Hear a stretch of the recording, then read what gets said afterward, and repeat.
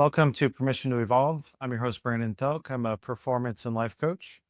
I'm Holly Deschenes. I'm Brandon's co-host and producer for this podcast. So, I'm just coming back from LA, resuming my travels, and it was a pretty good trip.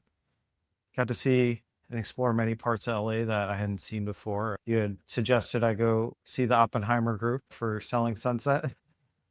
So, we got to see that along the Sunset Strip. Also, it was just kind of, you see in movies a lot. There's like an art installation where it's called Urban Lights.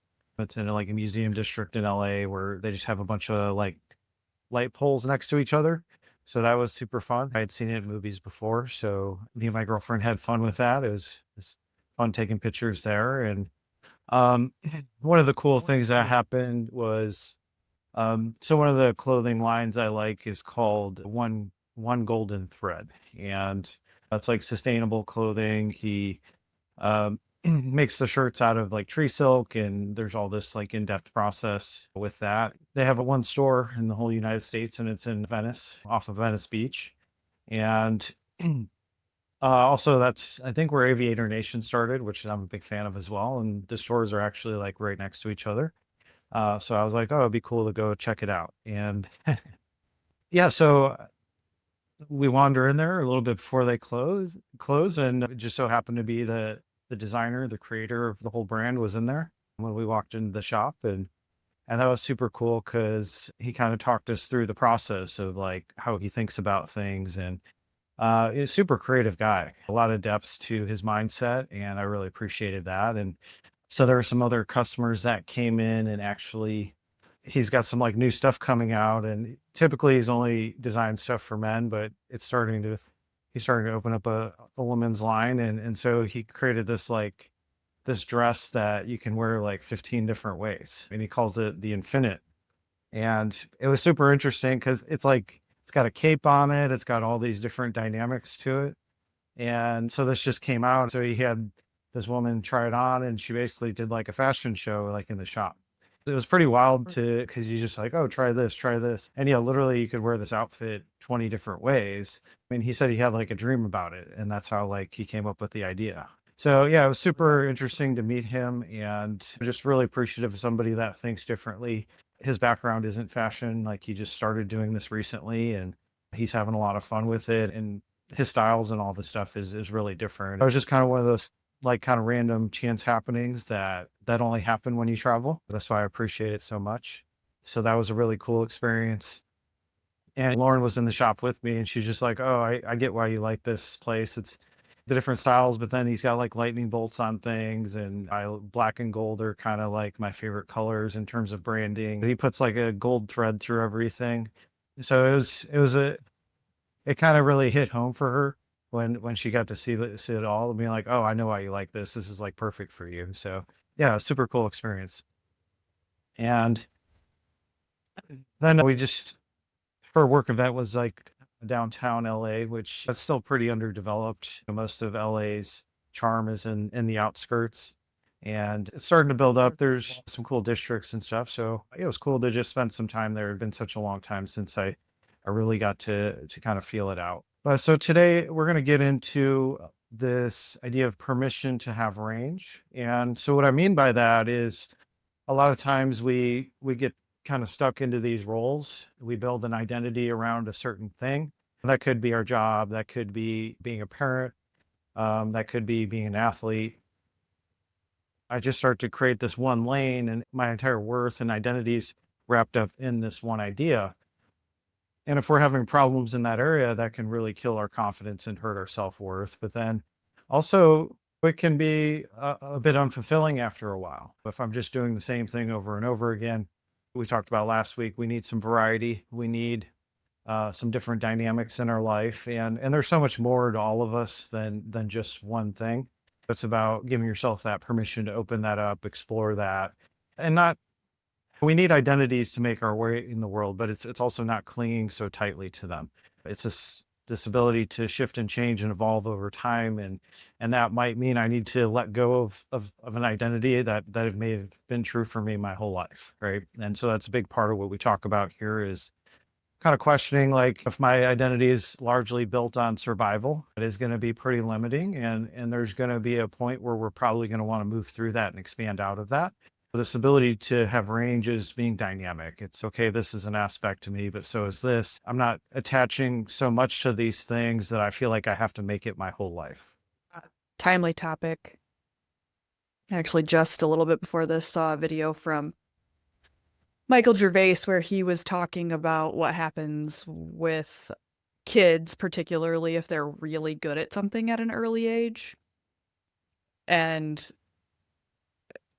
how we as a culture focus on that and what that does to identity and becoming an adult and having to move through that if it's not, you know, say it's something athletic or not something that you turn into your adult career for, but you've always been told you're great at that. Yeah.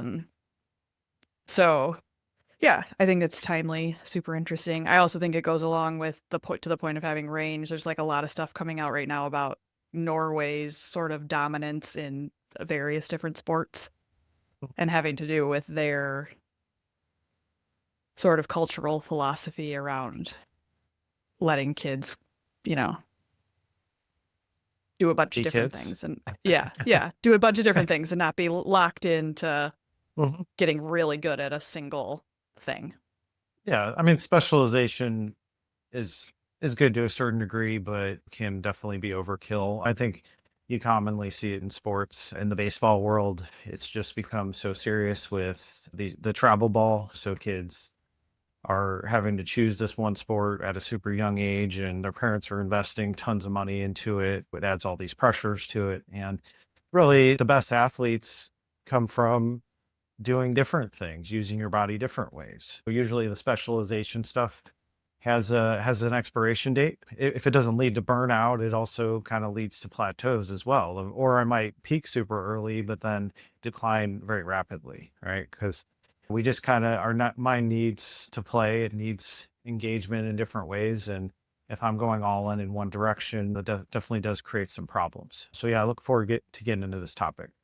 I guess before we jump into all that, we'll pull up our question of the week for you. And just as a reminder for any of our listeners that if you have a question that you would like Brandon to go through on the podcast or talk about more, you can submit that to us via DM, email, text message, leave a comment on a post or a video, and we'd be happy to talk about that on the podcast. Okay, so for this week, kind of a little bit back to what we talked about last week, but in reflection on the conversation we had last week, I was left with a couple of thoughts. And one of them was, if the thing you're doing stops being joyful, is it always time to hang it up? Sometimes it is, but I would say most of the time it's not. We did talk last week about freshening things up, getting some different dynamics going, creating a little bit more play with what you're doing. But also, if something's stopped being joyful, odds are is you've made it out to be too big a deal. You've put too much pressure into it. Maybe you've had a lot of failures and letdowns around it. You're starting to get in the mode where you're protecting yourself from whatever it is you're doing. So this is common with sport. But yeah, it's just I've shifted my relationship to it. And it's that transition for a lot of athletes where you're just having fun with it. And then maybe you do like pursue it in college or professionally. And it implies that it has to get a lot more serious. It's no longer just a game anymore. It's no longer me just doing what I love. It's got all these extra things attached to it. And that starts to take the passion out of it. It starts to take the love out of it. I would say step one for most scenarios is to simplify, to get back to the basics with something. If I'm putting too much pressure on it, if I'm attaching too much of, if I could just get to this place, like my whole life would change, or if I can achieve this goal, like that would make everything better and fix all my problems. Odds are is there's some version of that mixed into it. And we want to set ourselves to enjoy the moment. We want to enjoy the journey every step of the way. Sometimes, especially if we're going through a rough patch, we might be building this thing up to be our savior, but but there's no one thing that solves that for us. It's more of this internal work of coming to peace with yourself and being in alignment with who you are and your true nature. That's what makes something enjoyable is that expression. I made the point, it's very fun to be really good at something, but it's the other aspect of that is if it's in alignment with you. There's plenty of people that have trained at things for a very long time, and that's just created a lot of that, the muscle memory or the unconscious, like they just really know what they're doing, but it might be boring and dry at this point, or they might have been forced into it. So maybe a parent put the pressure on them where they were like forced to really work at something they didn't like and they never liked it, but it wasn't acceptable. So these things can be very complicated.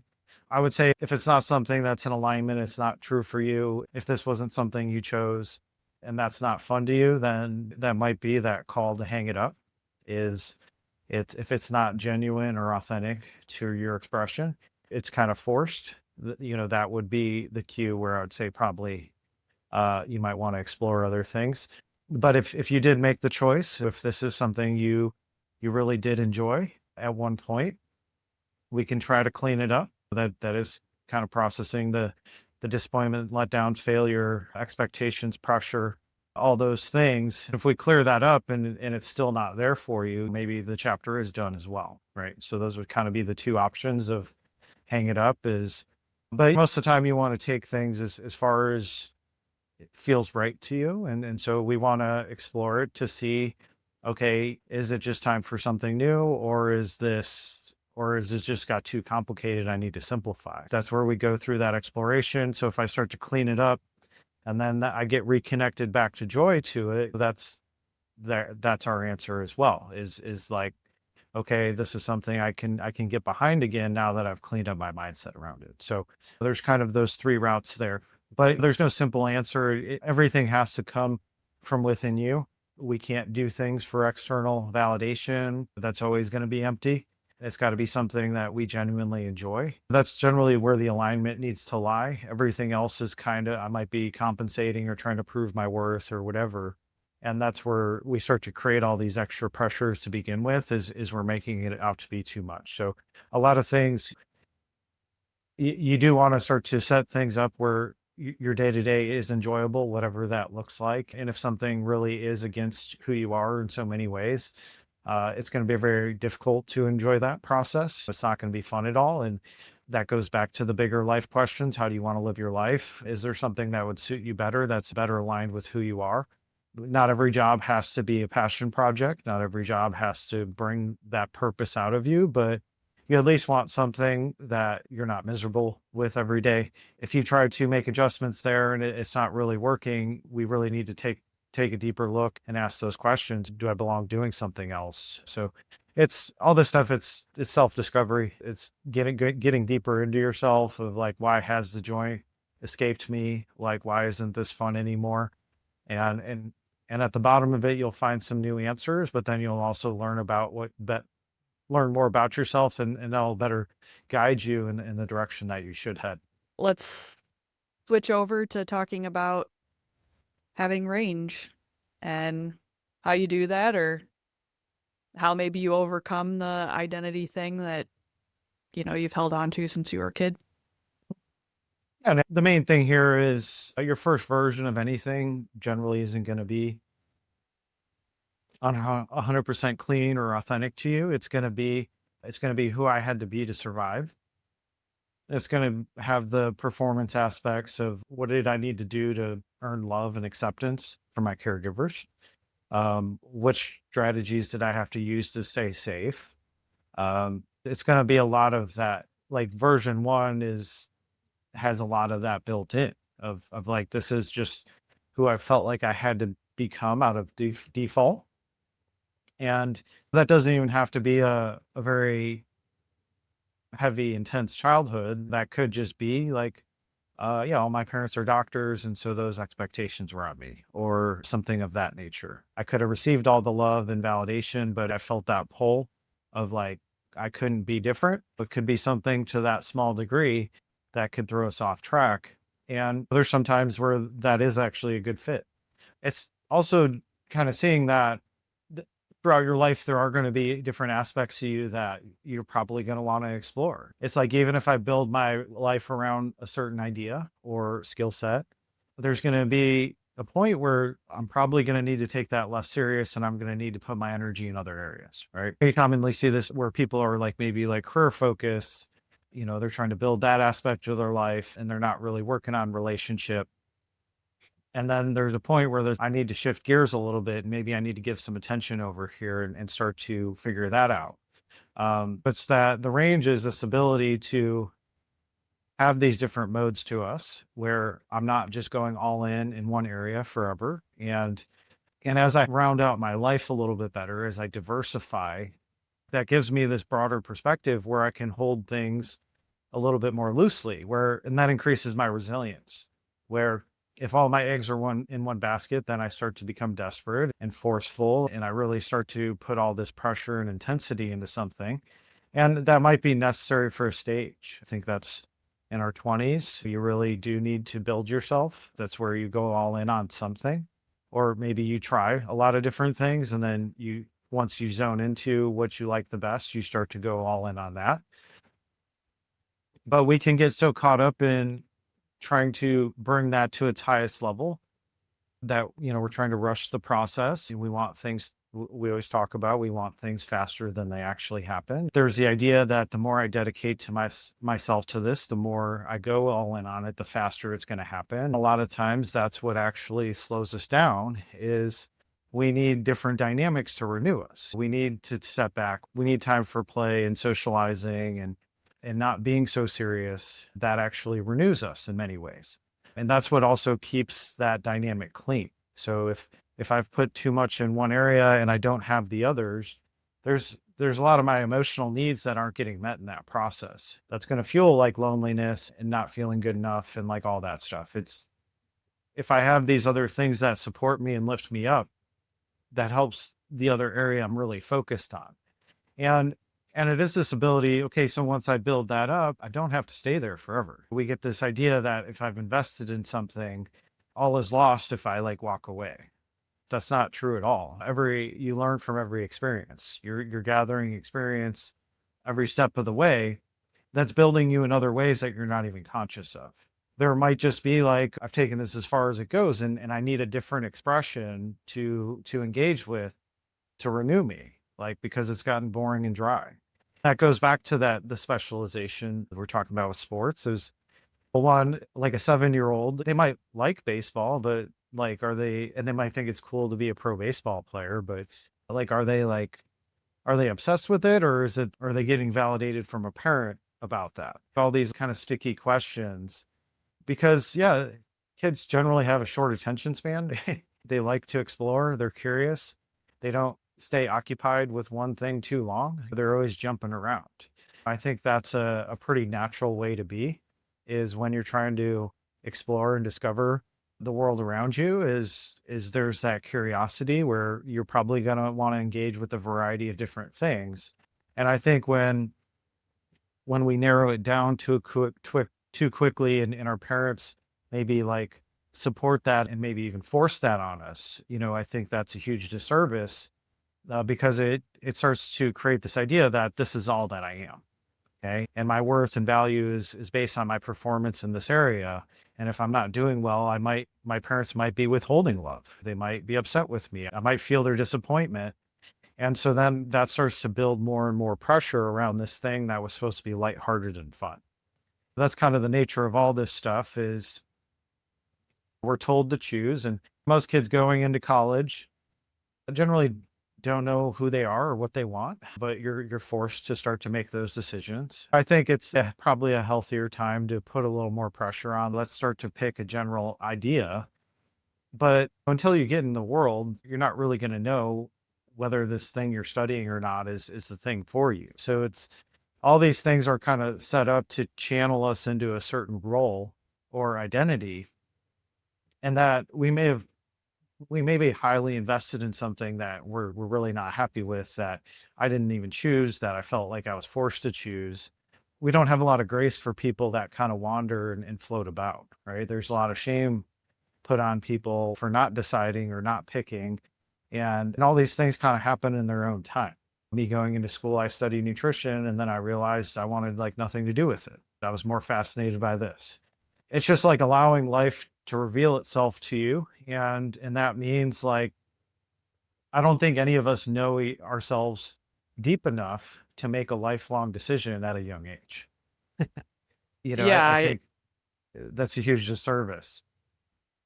I totally agree. I am not dissimilar in the college track. My degree would have been in broad area ag.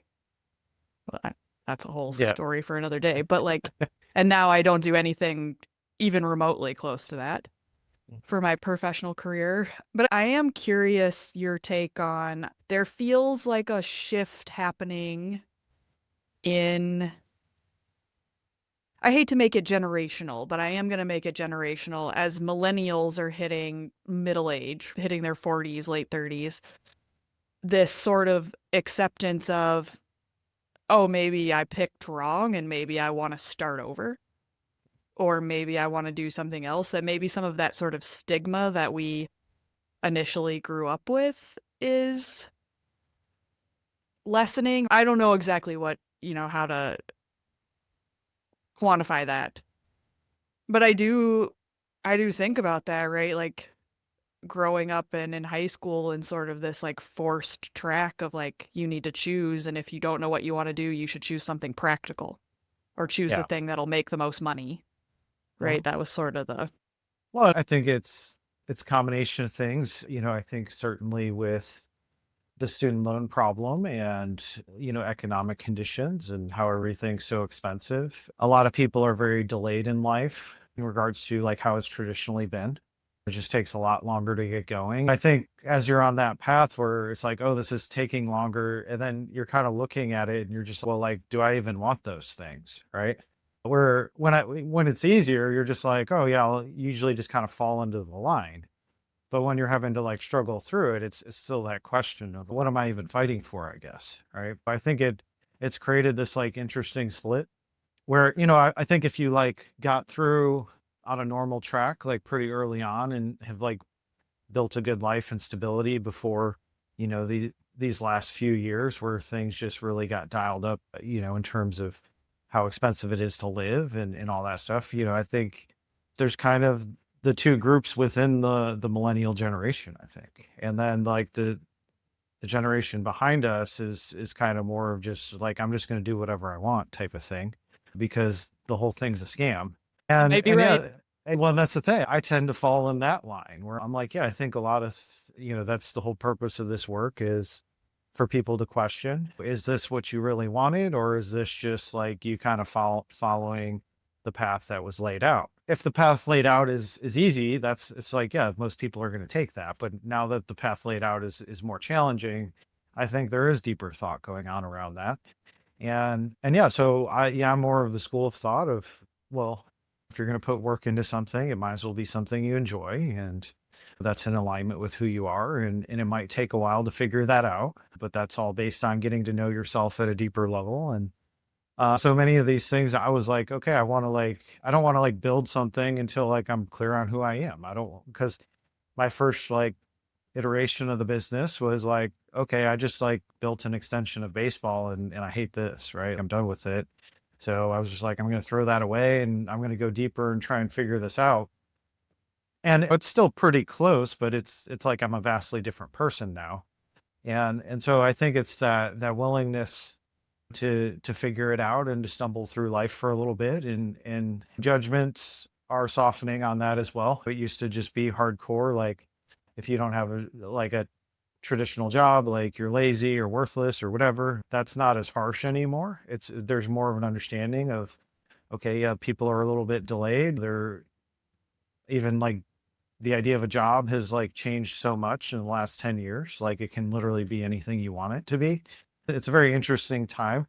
And, I think it is the push to be more dynamic and to have more range is I don't really feed much into the AI stuff, but it is going to affect some people. That's for sure. I don't know how broadly that's going to happen, but I think it's good to have a diverse set of skill sets and be dynamic with life because things are progressing rapidly and changing rapidly. And you got to kind of keep up with that. And so I would hate to be one of the people that, is just getting out of college and they thought they were doing something and that doesn't exist anymore. That can potentially happen. It's going to force people to be more dynamic and to look at things differently. And yeah, even like school is like starting to be a pretty bad investment overall. There's not a lot of benefit, especially, you can learn anything you want for free. So it is more of the social dynamic at this point. We're living in this interesting time. And, I think it has a lot to do with this idea of like, if you build your identity around something and the goalpost shifts and changes on you, and now it's like, what are you left with? That's a very tough place to be. We want to hold things loosely because things are changing so rapidly that you want to be able to move with it, right? Where I don't get stuck in a place and then I feel like it's impossible to move forward.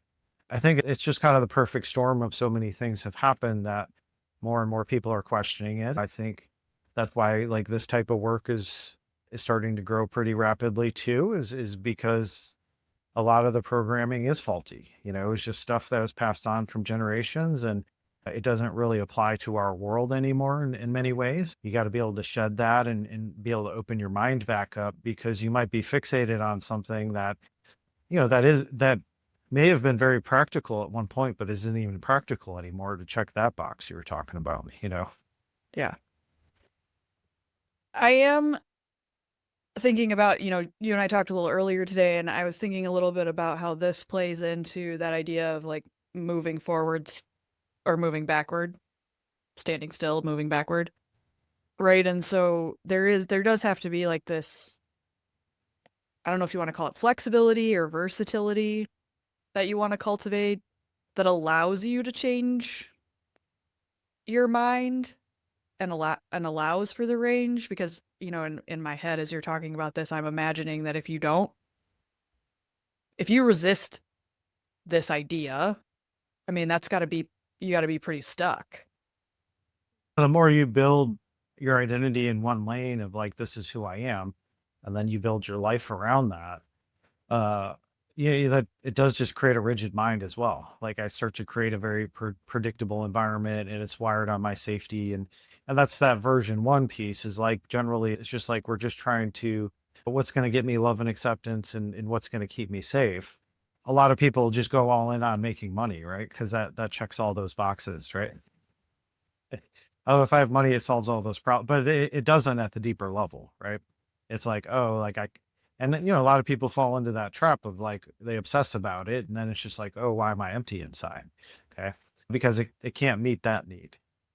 So that's the thing is we're talking about a psychological flexibility. And that means I'm not so fixed in my thinking that, moment to moment, I can make adjustments to how I'm seeing something because how I'm seeing it is that's what I'm going to experience. So if I'm too attached to it, if I'm too bound up in it, if I don't have any flexibility there, that is going to stagnate me. But as our conversation earlier, like stagnation is actually regression. It's me falling back because everything's moving forward constantly.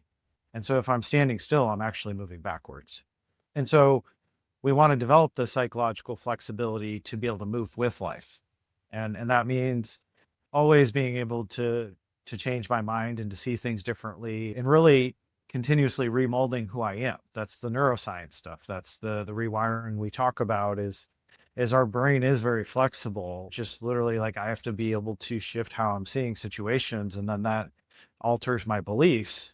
I should be deprogramming in every step of the way. When we do land on something of like, okay, this is where I want to spend my time and energy, it's, we do have with our ego, we do have to build an identity around that to make our way in it. But that doesn't have to be a forever thing. That could be like, okay, so yeah, I really want to get in shape. Maybe I want to like be a bodybuilder for a little bit, right? You can't really be a bodybuilder your whole life. I need to take on the identity of like, I'm going to be a bodybuilder, right? And so that's a specific set of habits and behaviors. I need to eat a certain way. I need to train a certain way. I need to make that part of my identity for the time being. But there's going to be a point where I'm like, okay, I kind of did that. I'm done with it. Right. And that's where we reverse the cycle. So now I need to detach from that identity and I need to move into something else. I might have a number of things where I like to spend my time here and here and here. It's not just the one thing anymore. But I think, that's what I experienced was, when I went all in on baseball. And then it was like, okay, then I started to develop like kind of the spirituality stuff of like, this is really fascinating to me. And so then I kind of had a split of like two dynamics. And so I dismantled the baseball thing, and the spirituality thing is it's just gotten so broad that it's just this constant flow where I don't feel like I'm like any one thing. Okay. And so I think like once you build something and dismantle it, the next time you go to engage with something, you're gonna hold it a little more loosely. It's not gonna be so intense because I already went through that process over here. I know this might just be a phase I'm in. Okay. Most things aren't going to stick with us forevermore. And so it's kind of seeing that like, okay, like I understand that if I want to make progress here, that does mean me channeling my energy more in that direction. That does mean me building an identity around it. We could call that job title. So it's like, okay, so you do learning and development and you do video editing and photography and like all this stuff, right? And podcasts. So, each one of those has like a separate identity attached to it. Some of them are complementary, where they like work together. But it's like that's part of it is like I'm picking lanes. But if when I have multiple lanes, if one falls away, that's not like devastating to me, right? I might have to like grieve some of it, but it's like it's not going to like make me question who I am at the deepest levels. That's only when we go all in on one thing.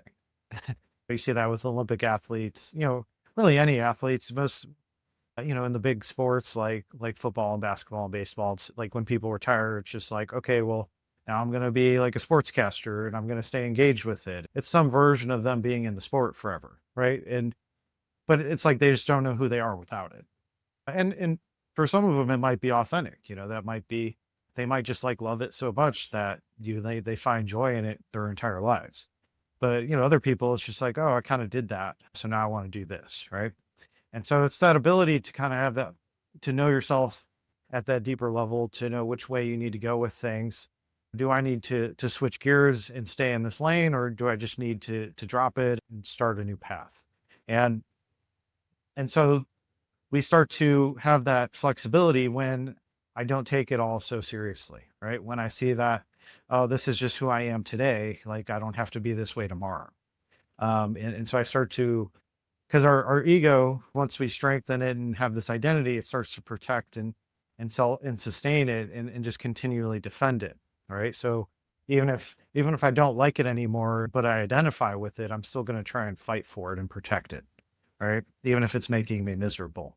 That's what you see with a lot of people kind of protecting their problems.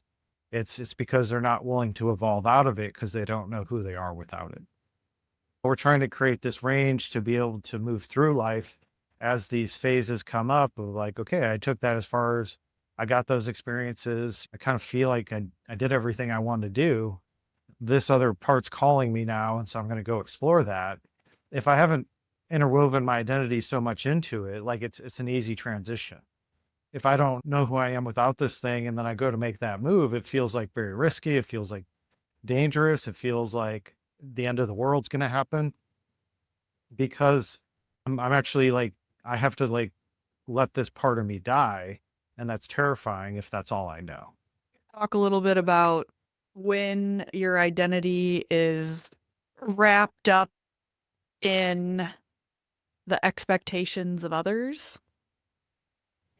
So you might feel a really strong calling to be moving in a new direction or doing something different, moving on for something. But the thing that you've developed, the identity that you have is now intertwined with other people. Maybe it's like through business, right? Like maybe you've built a business to a certain thing and now you have clients and you're obligated in some way to them, or family, or I don't know, triathlon clubs. Yeah. But anything where I've intertwined a number of components, the language even supports it, right? Oh, like I'm going to unwind the business. It's not like usually like a abrupt halt. It's usually like, okay, over time, we're going to start shifting gears here.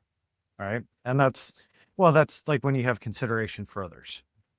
Okay. I've got new invested and enrolled in this. I don't want to like hang you out to dry. And so I'm going to give you notice and we're going to work at this to transition it. That's generally the best way to go about that. And that takes time and it takes like honest communication and things like that. But there are some businesses that it's just like, okay, well, yeah, I'm done and whatever, go about your business. Or it's like people can lose their jobs overnight. That certainly happens all the time. And it's sad, but that's kind of that cutthroat way of doing things, which, I don't encourage because, especially when you have people putting energy into whatever you've created, it is a joint thing at a certain level. And I think people understand change. I don't think people understand like okay, you're just cut off thing, because that's like extremely disorienting. Your whole world can turn upside down overnight. And if you can avoid that type of stuff, I think it's much better to do the unwinding of like, okay, this is the schedule over time. I think it's like if the owner of a business is kind of, or the leader of the club is in this place of like, okay, I feel like this is calling me in a different direction. You know, we probably want to be a little bit more forthcoming with that of like, hey, I'm thinking about these things so that people can get used to the idea. And then, eventually it's maybe somebody else takes it over, maybe a couple people like help out and take it over, but it's finding solutions where you're not causing some sort of trauma for people, if they're putting a lot into it for you. At some level there is that responsibility to other people. I think there's the harsh version and then there's the compassionate version. And usually we want to err to the side of compassion. Not every schedule allows for that. Sometimes things can change rapidly in life and it just has to happen that way. But but yeah, I think that's kind of part of the process is it's if the larger part of me is being called in a different direction, I need to explore that.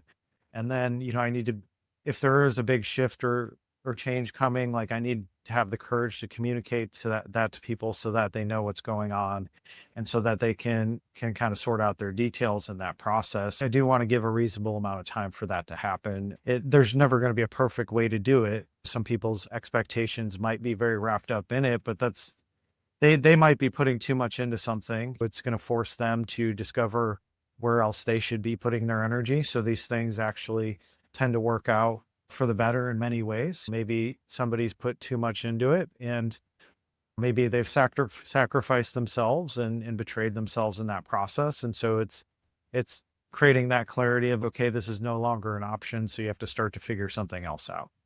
I think a big one with this is, especially with like parents, like the empty nest syndrome, things like that. If my identity is completely built around being a mom or dad, and, I don't have much else going on in my life. Let's say I had a rough childhood, and so I don't want my kids to experience that. And so I go above and beyond and put all this extra energy into it that I literally build that as my only identity. That starts to put a lot of pressure on the kids as they start to grow up and they start to move through life and want to separate and do their own thing. There could be a lot of guilt created there of, if I'm like, if I'm going to hang out with my friends and, my parents are disappointed and weird about it, that's just because they're having a hard time like moving and shifting with the changes. Right. And so like the empty nest syndrome is going to be a parent has really built too much of their identity around being the parent, and when that's gone, they don't know who they are without it. So it's similar to being an athlete or whatever it is. Anytime we don't have other things going on, that puts too much pressure and stress in one area, and then we can dig a pretty big hole when that thing's gone from our life, because now it's like I have no purpose, I don't know what I'm doing. Also, people in retirement, so maybe I've worked for the same company my entire career and now I'm retiring. And, you see a lot of this with males, especially, cause there's the role of being the provider and things like that of when they don't have that purpose anymore, a lot of people decline pretty rapidly because they don't know what to do with themselves when they're not working.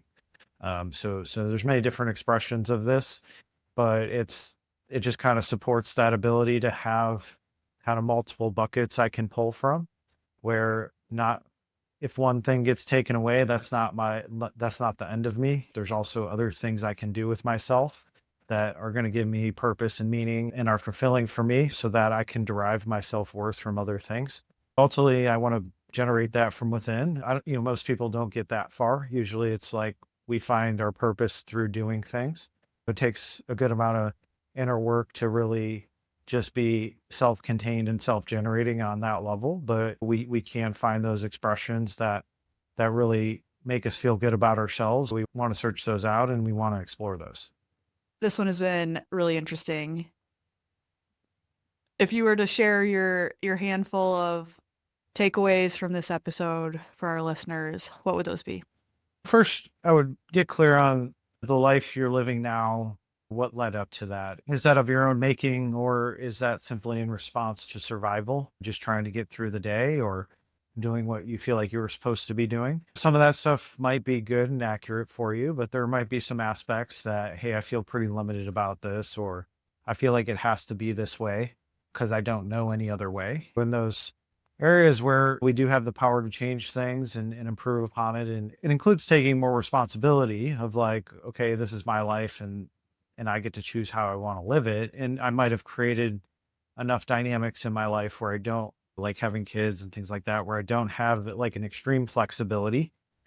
I want to find some areas that I can explore and open things up so that I can kind of broaden my identity, where I can be more dynamic and have some range.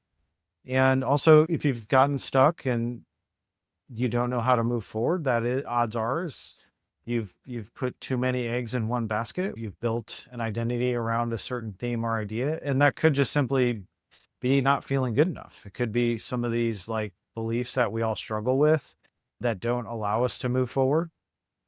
Or I'm unlovable, people always abandon me, like those kinds of like ideas that can really paralyze us and prevent us from moving forward.